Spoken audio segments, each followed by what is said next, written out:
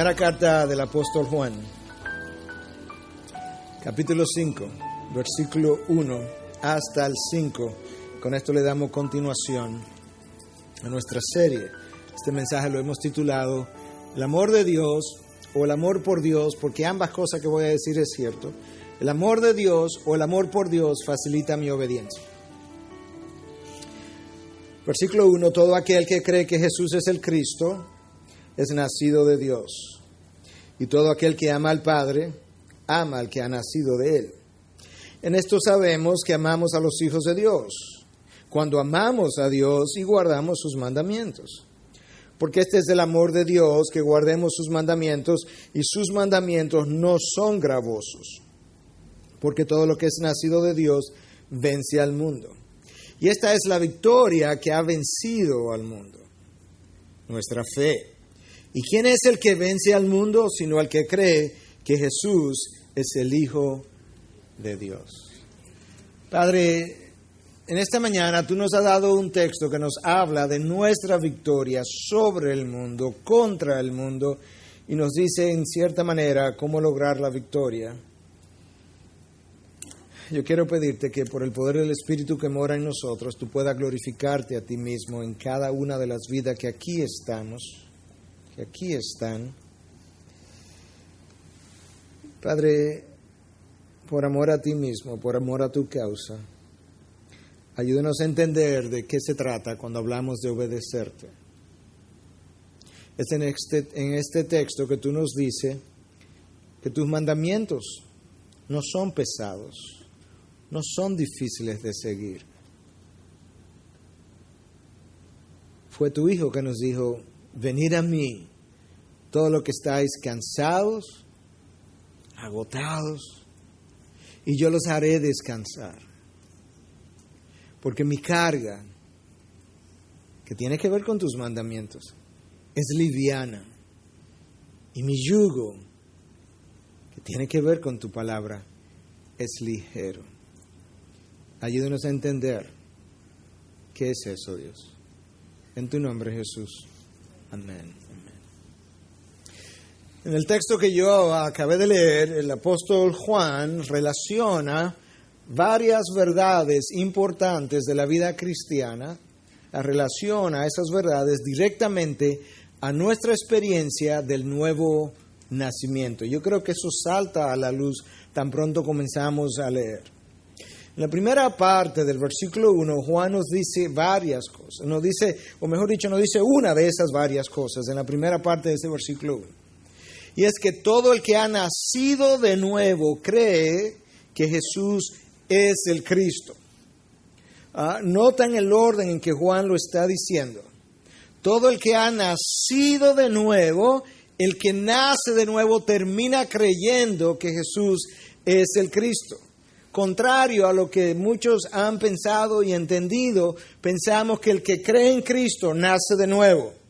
Eso no es como está dicho, y sobre todo en el lenguaje original, los lingüistas nos ayudan a entender que la construcción de esto está en el tiempo perfecto, lo que implica exactamente eso, como yo lo acabo de leer. El que ha nacido, primero nacido, cree, ese es el orden. Yo primero nazco de nuevo y luego yo creo que Cristo es el Hijo de Dios, el Mesías, el ungido, el enviado, no uno de los enviados. Dios tiene que regenerarme, Dios tiene que despertarme de la muerte en la que yo estaba, Dios tiene que darme vida para yo poder creer. Y el texto nos dice, no hay una persona que haya nacido de nuevo que no haya creído, que no crea hoy que Cristo es el Mesías. La segunda mitad de este mismo versículo nos dice entonces que el que ama a Dios, ama el que ha nacido de nuevo. El que ama a Dios, ama al que ha nacido de nuevo. El que verdaderamente ama al que le dio nacimiento al otro, pues ama también a ese otro. En el versículo 2, el texto de Juan nos dice que si amamos a los hijos de Dios, eso implica también que amamos a Dios. De manera que esto se convierte en un círculo virtuoso, no vicioso, virtuoso. Si amamos a Dios, amamos a los hijos de Dios. Si amamos a los hijos de Dios, amamos a Dios. No podemos hacer una cosa sin la otra. Entonces te das cuenta de que Dios nos está revelando la interrelación que existe entre algunas cosas expresadas en su palabra. La palabra también nos deja ver, en ese mismo texto, en ese mismo versículo, que este es el amor de Dios, que guardamos sus mandamientos. Lo que implica que mi grado de desobediencia es un problema más de amor hacia Dios que cualquier otra cosa. En esto consiste el amor de Dios, en que guardemos sus mandamientos. En el versículo 3, entonces, Juan nos dice que esos mandamientos, que cuando son guardados, expresan mi amor por Dios, no son gravosos, no son pesados, no son difíciles de llevar, no están lejos de mí, como dice el texto de Deuteronomio. Y sin embargo, esa no es necesariamente la experiencia de muchos de los hijos de Dios, y de eso queremos abundar más adelante. El versículo 4 nos recuerda que todo el que ha nacido de nuevo vence al mundo. Juan habla en términos absolutistas now. Todo el que ha nacido de nuevo, no una parte, no la gran mayoría, vence al mundo que le hace la guerra, le hace la vida difícil. Y finalmente, en el versículo 5, Juan nos dice que todo el que vence al mundo lo hace creyendo que Jesús es el Hijo de Dios. Tú no puedes vencer al mundo separado de la fe que ha depositado en Cristo. Nuestra lucha es una lucha por fe, no en nuestras propias fuerzas, no en nuestra propia fortaleza. Entonces, en resumen, lo que Juan nos está diciendo en este texto, para luego abundar en algunas cosas en particular, es que mi amor por Dios, mi amor por mi hermano, mi grado de obediencia a la ley de Dios, mi victoria sobre el mundo y por tanto mi permanencia en el camino de la verdad, todas están relacionadas a mi experiencia del nuevo nacimiento. Todo el que ha nacido de nuevo tiene esas características. Y la ausencia de esa característica milita, habla, cuestiona si el nuevo nacimiento se ha dado. Ahora, algunas de esas cosas que yo acabo de mencionar son reiterativas, han sido mencionadas en otras porciones de esta primera carta. Yo no quiero llover sobre mojado, de manera que yo voy a concentrarme en aspectos muy puntuales en esta mañana de ese texto leído. Lo voy a hacer haciendo el énfasis en la parte que la mayoría de los comentaristas entienden es lo que Juan nos está tratando de comunicar en este texto que yo acabo de leer.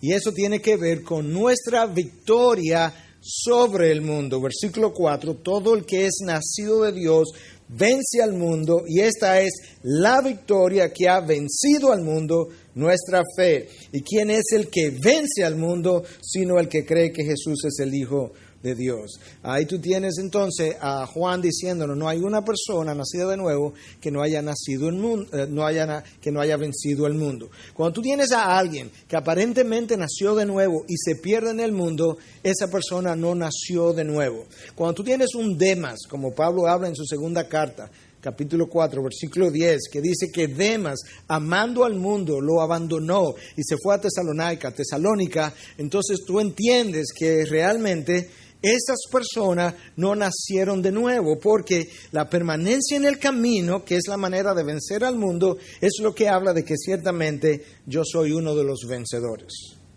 La palabra vence aparece 2 veces en estos 2 versículos. El participio vencido aparece una vez, la palabra victoria aparece una vez. 4 alusiones diferentes en 2 versículos a la idea de que nosotros como hijos de Dios vencemos el mundo. Y esa es la palabra que yo quiero usar como palabra clave en esta mañana, vence. Y la quiero relacionar al verbo vencer.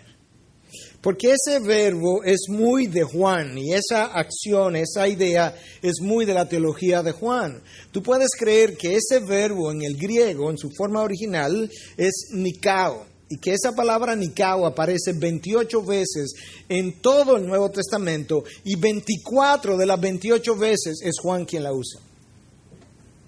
Aparece en el Evangelio de Juan, aparece en las cartas de Juan, aparece en el libro de Apocalipsis que Juan escribió. La idea de que el cristiano es un vencedor, tiene victoria en Cristo, es muy de Juan. Y por tanto yo quiero que nosotros pongamos atención en esta mañana sobre esa idea. ¿Qué significa vencer al mundo? Es una de las preguntas que queremos contestar. ¿Cuál es la manera de vencer al mundo? Es la segunda pregunta. Y yo voy a responder esas dos preguntas de manera combinada más de una vez en diferentes formas, pero eso es lo que queremos explorar hoy. ¿Qué significa vencer al mundo? ¿Cómo yo hago eso de vencer a ese mundo que lucha contra mí? Eso no es una lucha nueva. Si nosotros podemos decir hoy, la palabra, mejor dicho, dice hoy, que si nosotros amamos es porque Él nos amó primero. De esa misma manera, nosotros podemos y debemos decir que si nosotros vencemos hoy es porque Él venció primero. Él venció ese mundo, Él nos dijo eso, Él nos dio testimonio de eso al final de sus días. Ya en el aposento alto, en las últimas horas, antes de crucificarse, Juan 16:33 nos dice, estas cosas os he hablado para que en mí tengáis paz. En el mundo tenéis tribulación, pero confiad, yo he vencido al mundo. Ahí está Cristo tratando de darnos confianza, de que estemos en paz. Pero la confianza que Él está tratando de darme, la paz que Él quiere que yo disfrute, Él hace eso en base a que Él ya venció el mundo, de tal manera que si yo voy ahora a vencer ese mismo mundo, yo tengo que hacerlo de la misma manera que Él lo hizo. Y yo tengo que percatarme de qué fue eso que Él venció para saber qué son esas cosas que ahora a mí me toca vencer. Piensa un momento en su vida, para que tú veas cómo Cristo fue venciendo cada una de esas cosas. El poder, por ejemplo, no lo sedujo. Él se resistió continuamente a la idea de ser hecho rey. Sus privilegios, aquellas cosas que él podía hacer, aquellas cosas a las cuales él tenía derecho, no los ejerció. Él no convirtió las piedras en pan, aunque era su derecho haberlo hecho. Cuando tuvo hambre, alguien le dio de comer o él cocinó él mismo. Tú puedes ver que la adoración de los hombres y aún la adoración de los ángeles, esas cosas no lo volvieron engreído, permaneció humilde.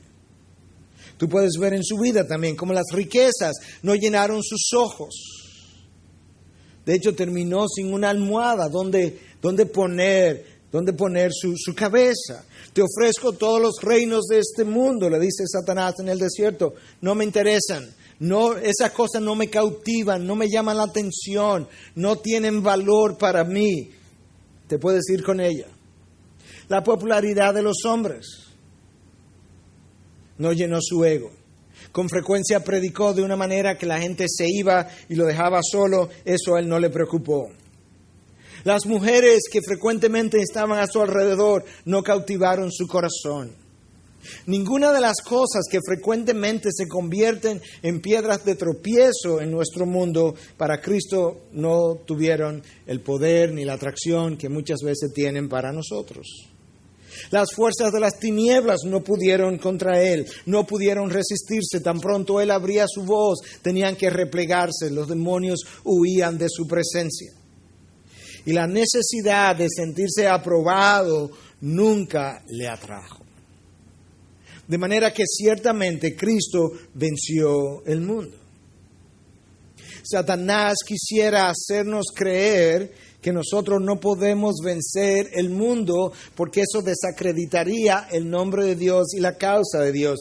Y la manera como yo me imagino esto es como algo parecido a esto. Yo sé que la mayoría de ustedes, o quizá ninguno, haya tenido la oportunidad de trabajar con pacientes o personas que hayan estado involucrados en el mundo de las drogas. Pero yo he tenido esa oportunidad cientos de veces. Y una de las cosas que la persona que está en ese mundo atrapada trata de comunicarle a otra persona que está tratando de salir de ese mundo es: jamás podrás salir de esto. Tú puedes estar fuera una semana o dos, tú vas a regresar. Nadie sale de esto. De esa misma manera, yo me imagino que Satanás quisiera que una de estas personas, uno de nosotros, que ha estado en el mundo y que logra nacer de nuevo, nosotros pudiéramos volver a incursionar en ese mundo, de tal manera que Él pudiera transmitirnos la idea. ¿Sabes qué? Solamente Dios se cree eso de que tú puedes vivir para Él. Nadie sale de este mundo, nadie sale de mis agarras, nadie sale de los deseos de su carne. Él quisiera convencernos de eso, porque cuando tú te convences de eso, jamás trata. De hecho, yo he estado en presencia en ocasiones de creyentes en pecado que me han dicho, yo no sé si quiero ni siquiera tratar porque yo no creo que jamás yo voy a salir de esto. Eso es exactamente lo que Él quisiera que tú creyeras. Y sin embargo, la palabra de Dios nos dice que todo el que ha nacido de nuevo vence al mundo. La pregunta es, ¿qué es ese mundo? ¿Cómo luce? ¿Cómo lucho? ¿Cómo venzo? John MacArthur, escribiendo acerca de este texto, dice, el mundo es el sistema espiritual invisible de maldad que es hostil a Dios y que es gobernado por Satanás. Escuche, sus ciudadanos están gobernados por una ambición carnal, orgullo, avaricia, egoísmo y placer, todo lo cual constituye la lujuria de la carne, la lujuria de los ojos y la arrogancia de la vida, de la cual Juan nos habla en su primera carta 2:16. Más adelante, MacArthur agrega, aunque vivimos en el mundo, los cristianos no mantenemos una relación con el mundo porque somos extranjeros y peregrinos. En nuestra nueva naturaleza, junto con el poder del Espíritu Santo, somos alejados del mundo y acercados a Dios. Las atracciones del mundo ya no cautivan nuestro corazón y ya nos amamos lo que el mundo tiene que ofrecernos. Lo que este autor está tratando de ayudarnos a entender es que una vez tú naces de nuevo, hay una nueva naturaleza. Esa nueva naturaleza está dada por el Espíritu Santo que viene a morar en ti. Esa nueva naturaleza entonces tiene nuevos deseos. Esos nuevos deseos de esa nueva naturaleza tienen que ver con Dios y no con el mundo. De tal manera que las cosas que antes me eran atractivas, cautivantes, que brillaban ante mis ojos, ahora han perdido su glamour porque mi nueva naturaleza no tiene esos deseos. El incrédulo solamente tiene los deseos de su carne. Y como solamente tiene los deseos de su carne, él no puede vencer al mundo porque su carne lo empuja, lo dirige, lo atrae en una sola dirección y él no tiene con qué contrarrestar esa fuerza que lo ala.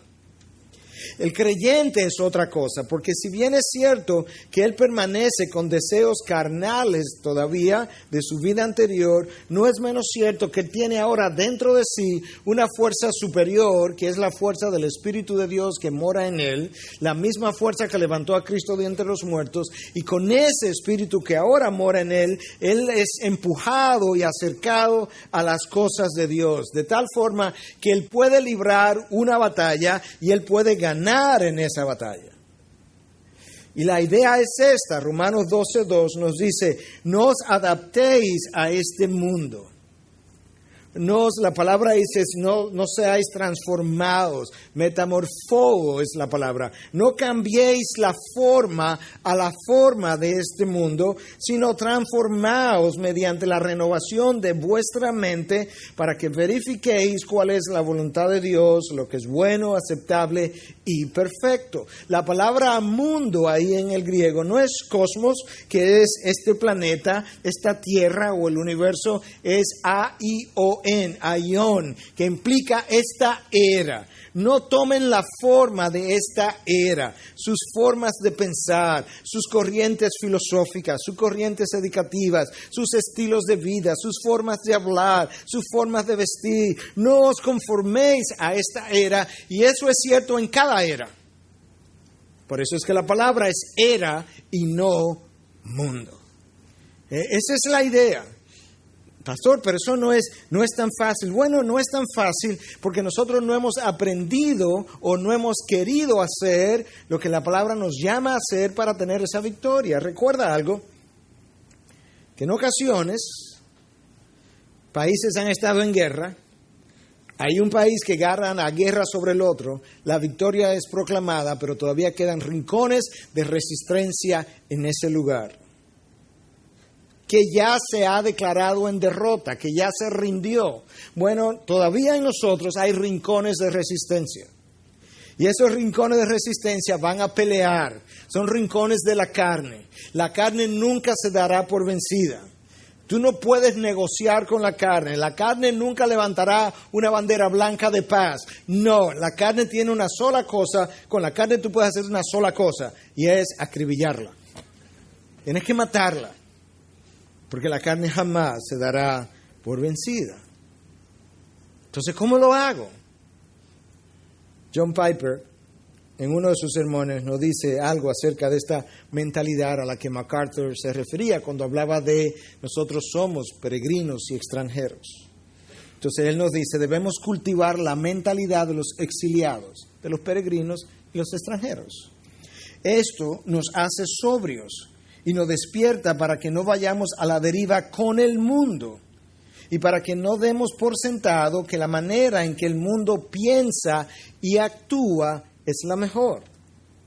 Escucha ahora dónde que él hace el énfasis. No asumimos que lo que aparece en televisión beneficia al alma. No asumimos que las prioridades de los anunciantes ayudan el alma. No asumimos que las estrategias y los valores de los negocios y la industria ayudan el alma.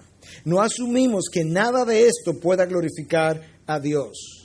¿Qué hacemos, Piper? Nos detenemos, pensamos y consultamos la sabiduría de nuestra propia nación, que es el cielo.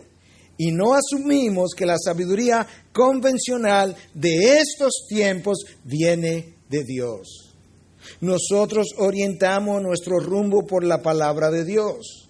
Cuando uno se visualiza como un extranjero y exiliado con su ciudadanía en los cielos, y cuando uno ve a Dios como su único soberano, uno no se va a la deriva junto con las corrientes de nuestros días.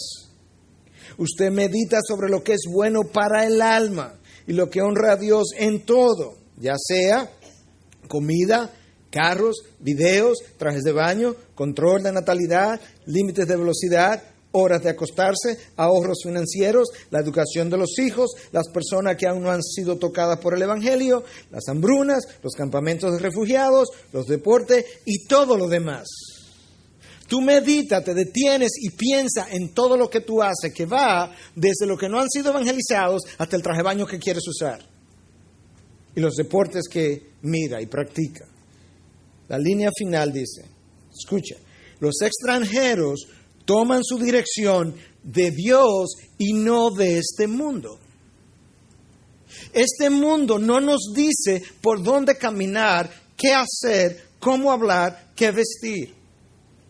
Porque los exiliados, los peregrinos y extranjeros toman sus órdenes de parte de Dios que responde a otro reino. De manera que tú puedes notar aquí ahora que el énfasis que MacArthur hacía era que la nueva naturaleza tenía nuevos deseos. Y el énfasis que este otro autor hace es que tú tienes que medirlo todo en términos de qué beneficios aporta o no al alma. No asumimos que esto beneficia al alma, ni que aquello beneficia al alma, ni que esto otro beneficia al alma. Porque no podemos olvidar a Gálatas 5:17, los deseos de la carne son contra el espíritu y los deseos del espíritu contra la carne. Ahora, el texto comienza hablándonos en el versículo 1 de que el que es nacido de nuevo ama a Dios. ¿Y qué tiene esto que ver con la lucha? Todo, absolutamente todo. Porque este es el problema. De acuerdo al texto que leímos, si yo amo a Dios, yo obedezco sus mandamientos. Pero resulta que hijos de Dios con frecuencia se encuentran no obedeciendo sus mandamientos. Lo que implica entonces que con frecuencia encontramos a hijos de Dios no amando a Dios. Entonces, ¿qué es lo que hace difícil, en ocasiones incluso imposible, que hijos de Dios nacidos de nuevo no obedezcan, no amen a Dios? Es el lugar que le han dado al mundo del cual salieron.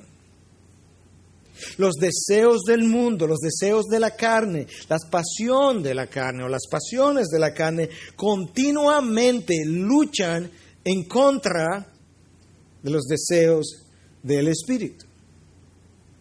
Y Dios nos ha dado sus mandamientos precisamente para salvaguardar nuestra vida, para motivar una relación con Él, para cultivar una mente de exiliado y extranjero, pero no hemos sabido o no hemos querido, porque con frecuencia nos encontramos atraídos por las cosas del mundo y no cumpliendo sus mandamientos. En una pareja le decía el esposo a la esposa: honey, ¿no sería fantástico si nos vamos a la tierra prometida y desde el tope del monte Sinaí proclamamos los 10 mandamientos?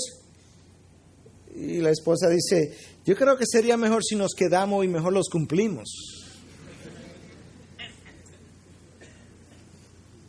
Bueno, esos mandamientos son los que están supuestos a ayudarme a mí a cultivar una mentalidad de peregrinos y extranjeros, de tal manera que yo no sea atraído por la fuerza de ese mundo. Escucha lo que Pedro dice a sus seguidores en su primera carta en 2:11. Amados, os ruego como a extranjeros y peregrinos que os abstengáis de las pasiones carnales que combaten contra el alma.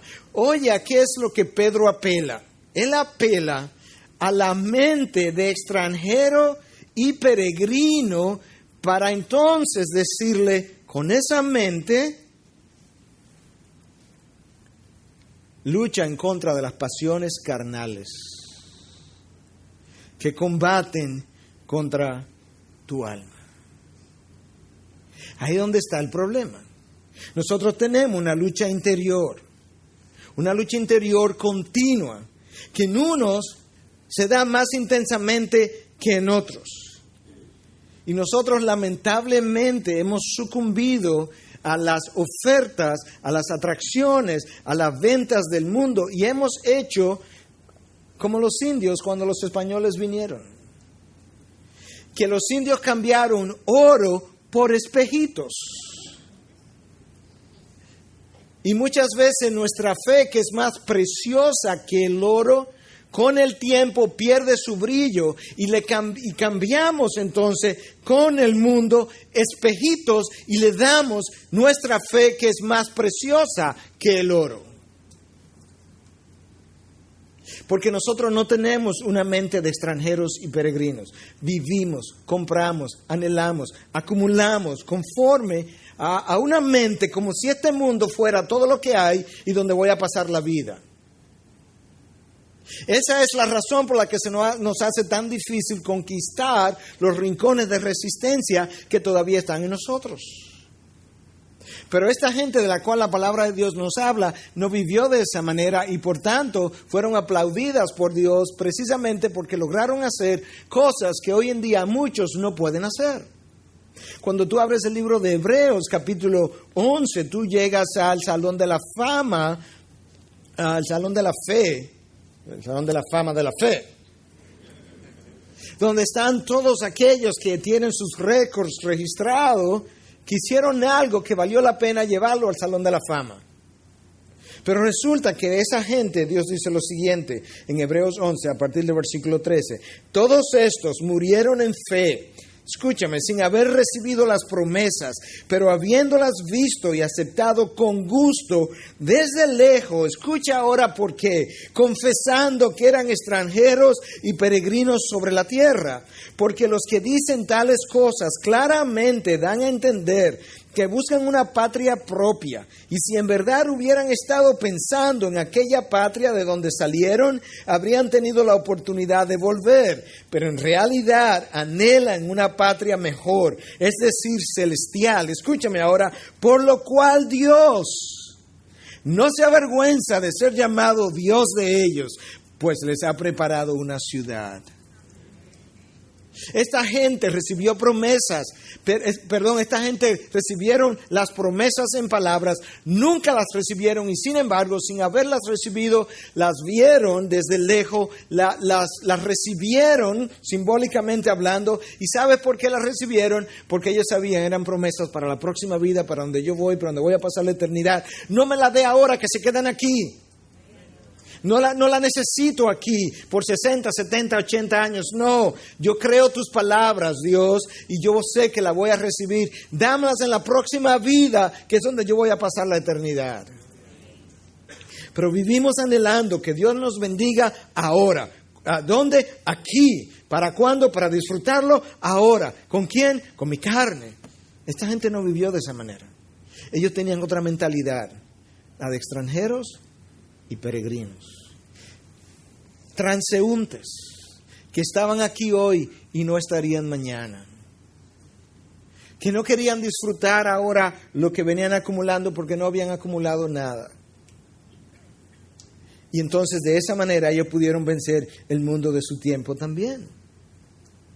Son esas cosas que compramos, atesoramos, acumulamos, las que terminamos amando. Ellas terminan amándonos a nosotros y por tanto se nos dificulta amar a Dios. Como se nos dificulta amar a Dios porque tengo un amor compartido, el mundo resulta mi amante. Tengo un amor compartido, ahora no puedo obedecer sus mandamientos. Y ahora cuando los veo y veo que no los puedo obedecer, digo, ay, es que no es fácil, pastor. Dios dice, eso no es verdad, no le crea. Yo garantizo en mi palabra que mis mandamientos no son gravosos, no son pesados, no son difíciles de cumplir. De hecho, en el libro de Deuteronomio, dado al pueblo judío 2 o 3 semanas antes de entrar a la tierra prometida, Dios le dice exactamente lo mismo y le dice, mis mandamientos no son gravosos, ni están lejos de tu alcance. No me digas que tiene que estirarte mucho, yo te lo he puesto de cerca, yo te voy a explicar cómo Dios lo ha hecho. Pero quiero que entiendas qué es lo que hace difícil cumplirlos, qué es lo que hace difícil vivir por ellos. Porque son fáciles.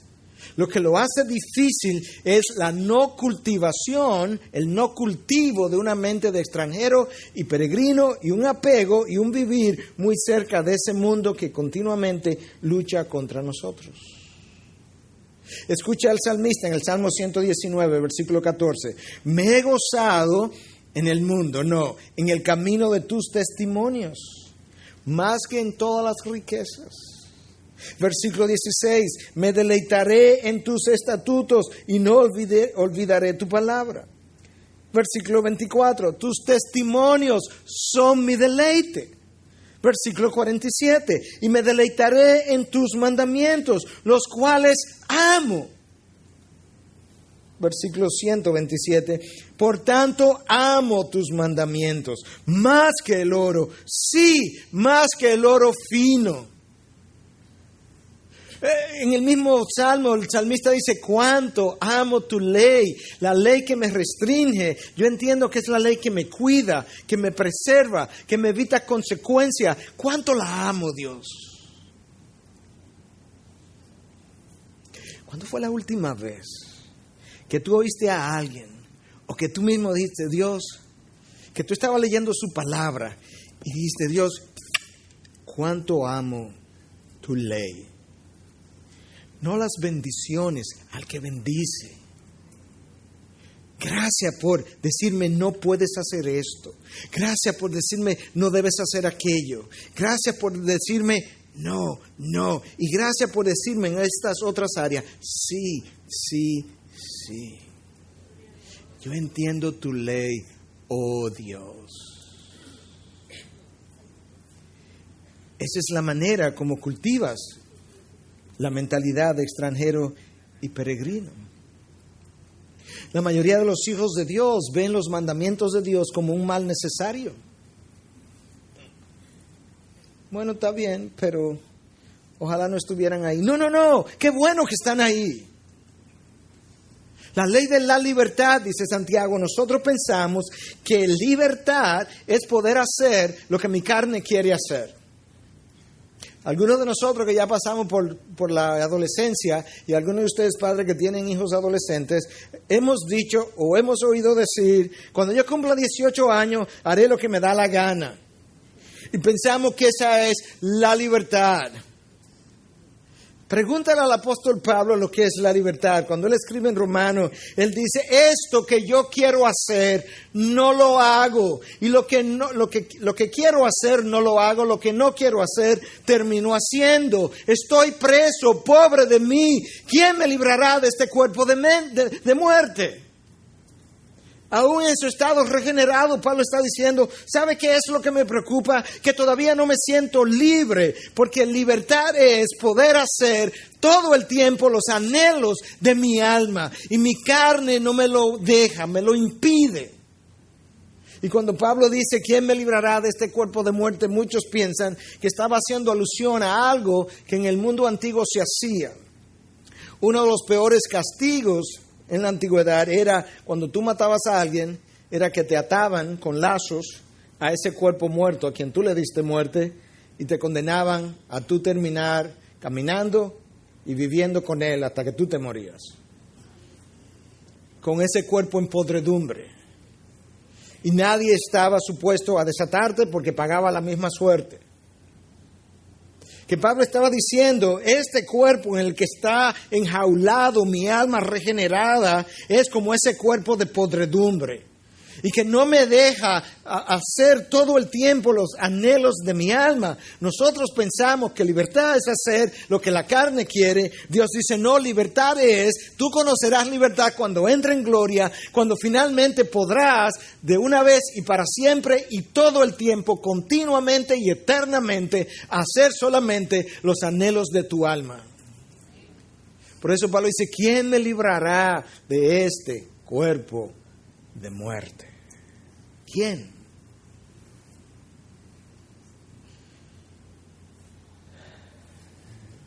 ¿Qué es lo que queremos hacer? ¿Cuáles son los anhelos ahora mismo? ¿Cuáles son algunas de las cosas que tú quieres hacer y no puedes hacer? Detente un momentito ahí, piénsalas. Y ahora respóndete a ti mismo. Eso que tú quieres hacer y no puedes hacer, ¿responde a un anhelo del alma o un anhelo de la carne? De ambos no es. El alma regenerada no tiene el más mínimo deseo por nada, absolutamente nada que tenga que ver con este mundo pasajero y temporal y efímero. Nada. Porque ella no vive en este mundo, ella está enjaulada en este mundo, pero esperanzada en el próximo. Su ciudadanía está en los cielos. Esa alma tiene una cédula de identificación que dice cielo. ¿Qué es lo que quieres hacer? Pablo, la lucha de Pablo no era para que lo dejaran hacer las cosas de la carne. Él decía, el problema que tengo es que en mi hombre interior me deleito en la ley de Dios, pero veo todavía esta ley en los miembros de mi cuerpo, la ley del pecado que lucha contra mí y me impide vivir como mi alma anhela vivir todo el tiempo. Eso es libertad. Entonces, si yo quiero ganar esa libertad, yo necesito cultivar una mentalidad de extranjero y peregrino. Entonces, esa mentalidad es la que cuando escucha a Dios decir, mis mandamientos no son gravosos, dice, amén. Estoy de acuerdo. Lo que a mí me es gravoso es esta carne que no me deja hacer lo que yo quiero, dice mi alma. Eso es lo que me pesa, la carne es que me pesa, no los mandamientos de Dios. Los mandamientos de Dios son buenos, son más dulces que la miel. A mí me pesa mi propia carne, que me impide avanzar más rápidamente por los caminos de Dios. Ahora escúchame, ¿qué es lo que hace que los mandamientos de Dios no sean gravosos? En primer lugar, que son los mandamientos de Dios y no los de los fariseos. Eso es lo primero. En otras palabras, quien me los ha dado es la persona que murió por mí. ¿Tú piensas que la persona que muere por mí, sin yo merecerlo, sería capaz de darme algo para hacerme colapsar del peso de lo que me ha dado? No, porque ya Él me dio su vida y me probó que Él sería incapaz de hacer algo como eso. Entonces, en primer lugar, es que son los mandamientos de Dios y no los de un capataz. Eso es lo primero. En segundo lugar, lo que hace que los mandamientos de Dios no sean gravosos es que Dios no me dice, ok, aquí está Miguel, mi ley, cúmplela. Dios me dice, escucha una cosa, Miguel, yo tengo una ley que es eterna, que no puede ser violada. Como en tu estado de inconverso, tu mente carnal no se somete a mi ley, ni siquiera puede, oye lo que yo voy a hacer. Yo voy a tomar una de las 3 personas de la Trinidad, a quien nosotros la Trinidad le ha llamado el Espíritu Santo. Yo la voy a poner a vivir dentro de ti y voy a crear a través de ella tanto el querer como el hacer, de tal manera que ahora, a través de la tercera persona de la Trinidad que vive en ti, Dios morando en ti, yo te voy a pedir que obedezca a los mandamientos, de tal forma que yo te voy a conceder lo que te estoy exigiendo, poder y deseo para hacer mis mandamientos. ¿Ves por qué no son gravosos? Es como que tú me digas, veme al supermercado y tráeme $1,000 de alimento y aquí están los $1,000 para que me lo traiga. ¿Dónde está lo gravoso de esa petición? Es que Dios ha puesto en nosotros el poder para cumplirlos y se mueve dentro de nosotros creando el querer como el hacer.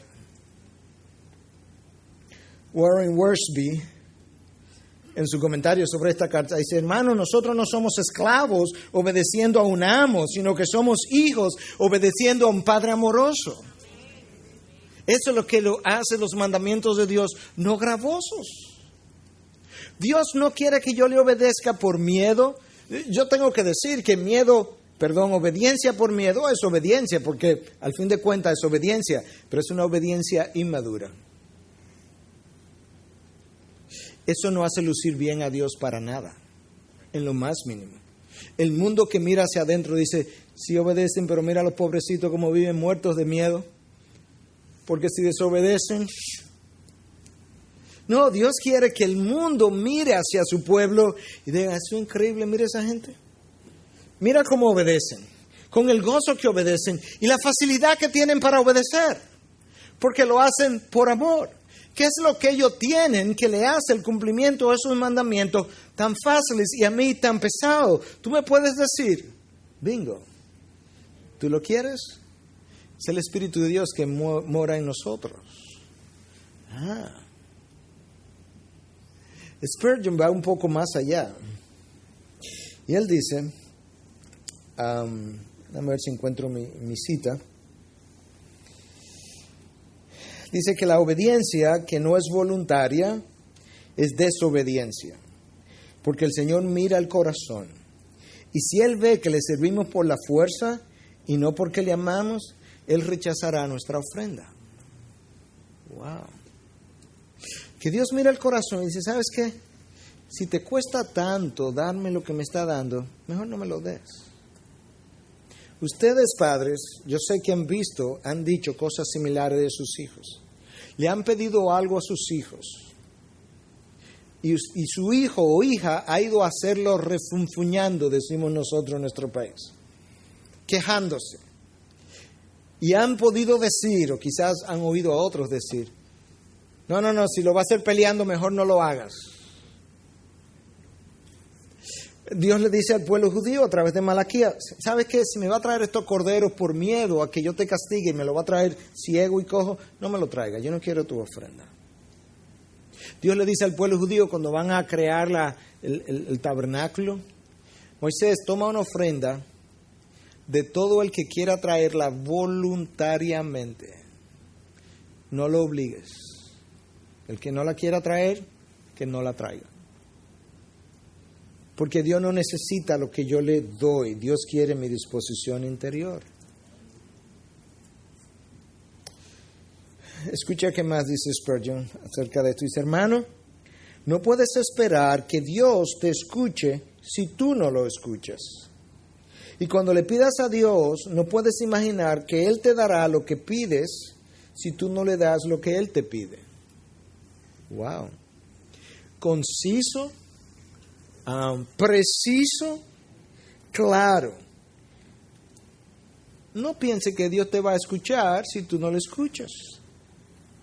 Y cuando tú ores y pidas, no piense que Dios te va a dar si tú todavía no le has dado lo que Él te ha pedido.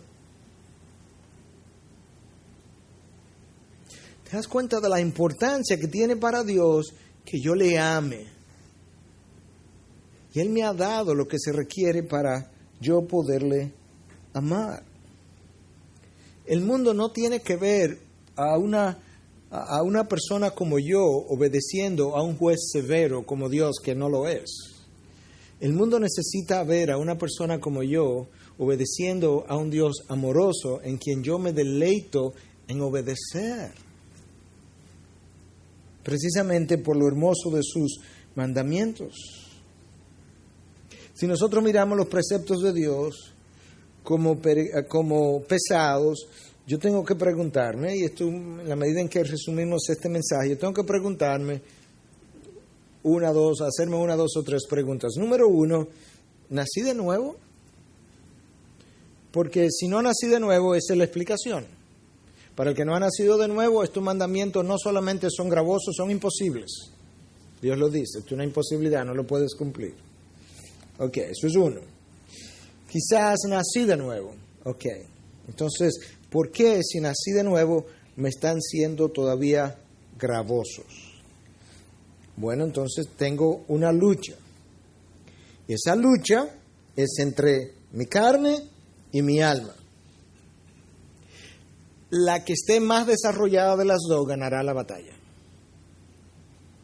En la medida en que alimento mi alma, vencer los deseos de la carne será fácil, porque sabes que muchas veces ni ahí están. El alma ni la quiere. Si alimentamos los deseos de la carne, entonces los deseos del alma no están, lo que implica que no puedo obedecer. No tengo el deseo para obedecer, lo que implica que tampoco estoy amando a Dios, porque el texto de hoy nos dice que esto es el amor de Dios, que guardemos sus mandamientos. ¿Qué estoy alimentando? ¿Qué estoy cultivando? ¿Qué estoy cuidando? Porque literalmente eso es como se da. La pregunta entonces de reflexión en la conclusión, o una de las preguntas, ¿para dónde he estado mirando? ¿Para arriba? ¿Para el mundo? ¿Dónde está el mundo para nosotros? ¿Atrás? ¿Adelante? ¿O en mi interior? ¿Cómo es eso, pastor? Bueno, cuando está verdaderamente atrás, implica que yo estoy en el reino de los cielos, estoy teniendo victoria y vivo victorioso. La carne tendrá su lucha, pero en sentido general yo llevo una vida de victoria sobre los deseos de la carne. Y yo puedo entonces afirmar, atestiguar, los mandamientos de Dios no son gravosos. Si está adelante es porque todavía no me he convertido. El mundo es mi meta. Yo voy para el mundo, yo quiero el mundo. ¿Y cómo es esto que está adentro? Cuando yo nazco de nuevo, Dios me saca del mundo, pero no ha podido sacar el mundo de mí. Sacamos al pueblo de Egipto, pero Egipto nunca salió de dentro de ellos. Siempre querían los pepinos y las cebollas, como si esa cosa fuera filete. Y de eso se acordaban. ¿Dónde está el mundo? Detrás, delante, dentro. ¿Qué es lo que tú estás deseando hoy? Eso que deseas, que no has podido hacer, ¿corresponde a tu carne o a tu alma? Porque si es de la carne, no tiene mucho valor que continúe tras eso. Cuando lo obtengas, descubrirás, estoy tan insatisfecho que antes de haberlo tenido. Y entonces, ¿cómo triunfo, pastor? Yo no me dejé aquí, no lo voy a dejar ahí. ¿Cómo triunfo? Bueno, usted estudia la palabra, no la lee, usted la estudia. Cuando usted estudia la palabra, descubre su profundidad. Al descubrir su profundidad, descubre la hermosura de Dios. Cuando descubre la hermosura de Dios cautiva su alma. Y estas otras hermosuras del mundo palidecen. Usted verá, a partir de ahí, usted verá a otras personas correr tras cosas. Y usted dirá, ¿y qué será lo que le ven? Y alguien tendrá que venir y decirte, ¿sabes qué? No hables muy duro, que tú estabas ahí una vez.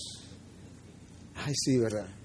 Pero te darás cuenta que hay cosas que están tan lejos que tú ni te acuerdas que tú eras así antes. No tiene la menor intención de volver a eso. Dejarás de preguntar qué tiene de malo. El alma nunca se ha preguntado eso. Nunca. El alma suya, la propia, no Dios, no. Su alma regenerada adentro nunca se ha preguntado qué tiene de malo. Porque ella sabe que lo único que tiene de bueno son aquellas cosas que le alimentan. Y ella siempre sabe cuáles son. ¿Qué es lo que la palabra dice? Pones tu fe en eso y confías en eso. Versículo 5 de este texto dice que nadie ha vencido al mundo sin poner su fe en la persona de Jesús, en lo que Él ha dicho. Cultivas esa mente de extranjero y peregrino, de pasajero, está pasando por el camino. Entonces de repente tú comienzas a sentir que tu corazón cambiado, ayudado por el Espíritu que mora en ti, ahora comienza a obedecer a Dios porque ama a Dios. Y ahora la obediencia se torna mucho más fácil, placentera incluso, buscada, porque ahora es por amor.